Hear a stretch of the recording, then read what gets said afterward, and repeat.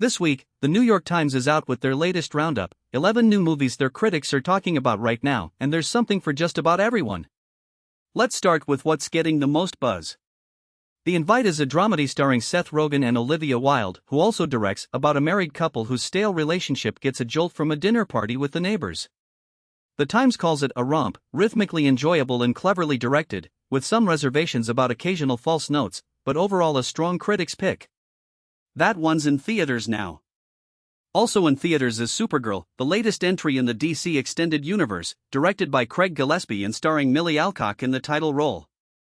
Critics say the film is derivative but watchable, and they single out Alcock's performance as a genuine standout, a surprise and a gift, in their words. If you grew up watching the Jackass crew, Jackass, Best and Last is hitting theaters as the final chapter of that franchise.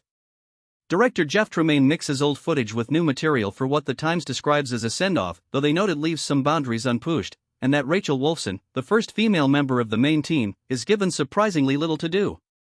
On the more artful end of things, Bukra is an animated metadrama about a coyote working through her relationship with her mom while also making a movie.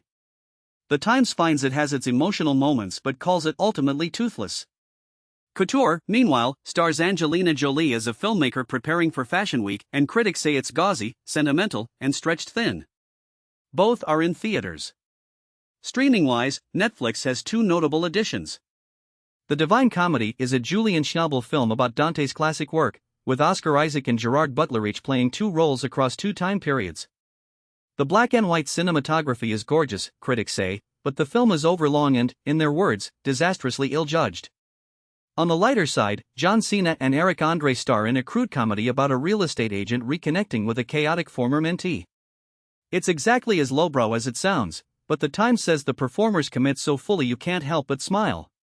Back in theaters, Drunken Noodles is a dreamy drama following a man named Adnan over 2 summers as he navigates isolation and connection. Critics admire its flights of fancy but wish the director had committed more fully to his vision.